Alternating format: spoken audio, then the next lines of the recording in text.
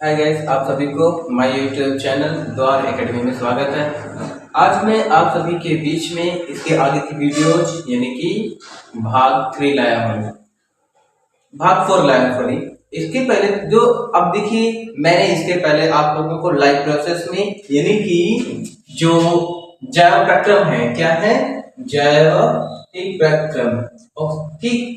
अब इसमें जो जैव प्रक्रम में मैंने इसके पहले की जो वीडियो आप लोगों को पढ़ा करके डाली है, यूट्यूब पे अवेलेबल है, आप लोग इसको जा करके नोटिफिकेशन में देख सकते हो।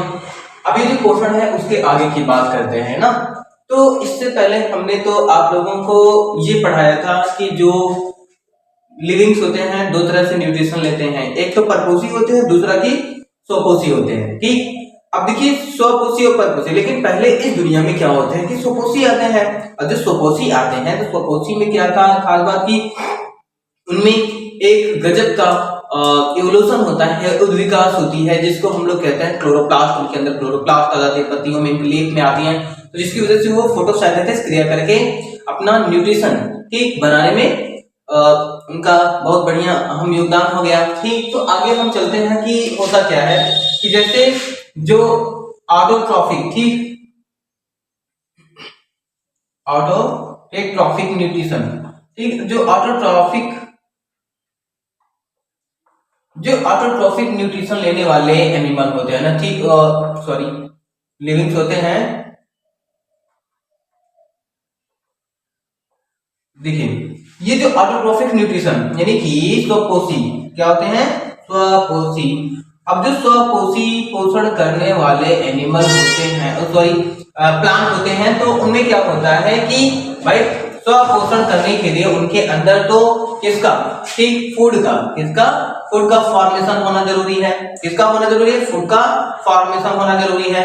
अब फूड कहने की जो भोजन होता है, क्या होता है भोजन का निर्माण अत्यंत आवश्यक होता है। अब अगर भोजन का निर्माण नहीं होगा तो वो ऑटोट्रॉफिक नहीं हो पाएंगे, यानी कि खुद अगर भोजन नहीं बनाएंगे तो वो कैसे ऑटोट्रॉफिक होंगे, नहीं हो पाएंगे। तो अब यहाँ पे आपको क्लियर किया जाएगा कि जो होते हैं कि जो स्वपोषी जीव होते हैं उनमें क्या खाद होती है ना। तो अब यहाँ पे क्या होगा, उनके अंदर प्रकाश संश्लेषण की क्रिया होगी। किसकी क्रिया होगी?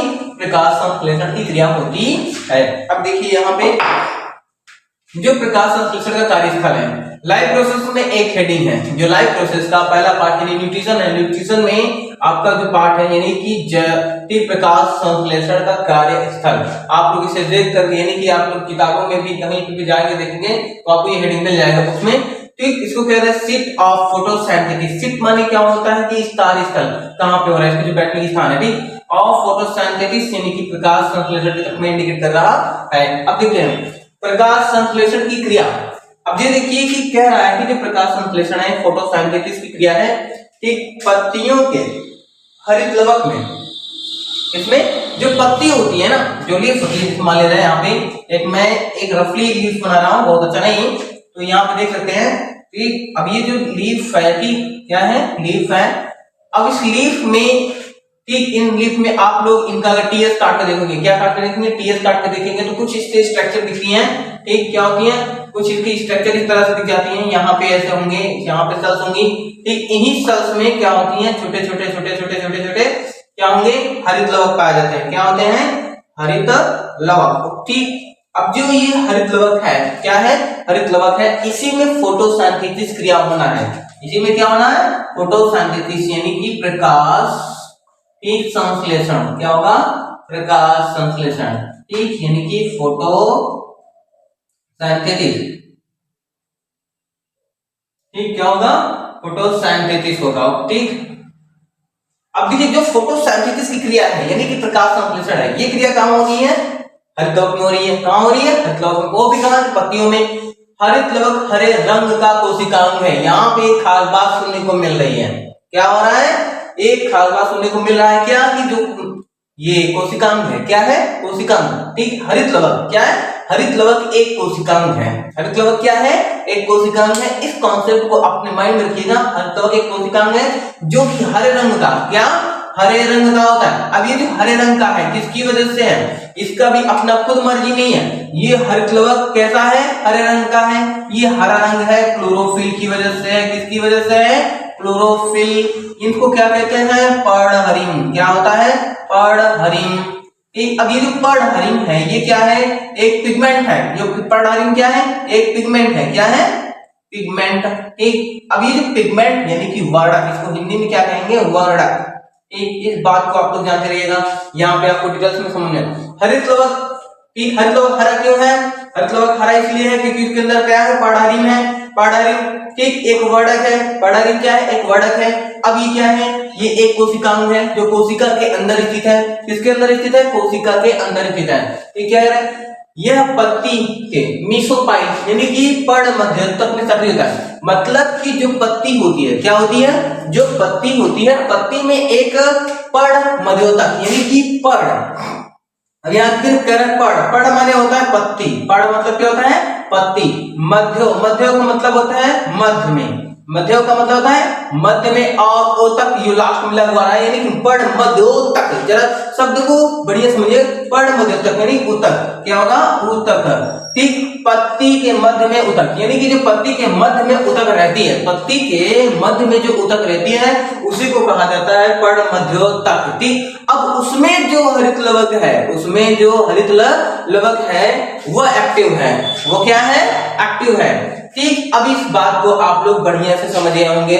उम्मीद है कि आप लोग समझ गए होंगे। अगर आप लोग समझ गए हो तो प्लीज कमेंट करिएगा, बताइएगा कि कैसे आया। ठीक, अगर आपको नहीं समझ में आएगा तो उसको भी कमेंट करिए, मैं इसे ठीक सुधार करके और बढ़िया से और बेहतर तरीके से आपको समझाने की कोशिश करूंगा। ठीक, अब देखिए, अब इसके आगे के हम चलते हैं। ठीक, यहां तक हो गया।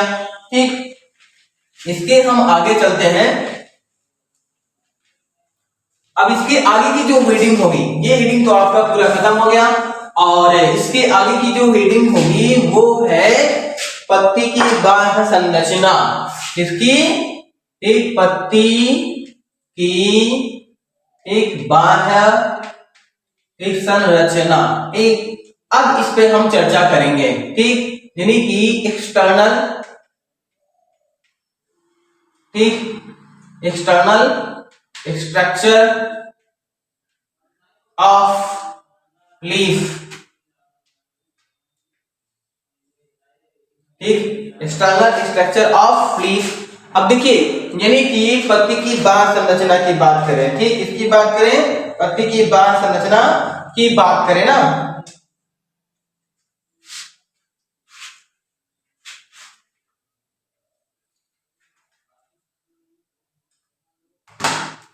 अब चलिए, ये जो पत्ती की बाह्य संरचना मैं इसे अगली वीडियो में आपको शेयर करूंगा। ठीक, आई होप आपको समझ में आया होगा। अब मैं इसके आगे वीडियो शेयर करूंगा आगे। ठीक, तब तक के लिए मेरा नमस्कार।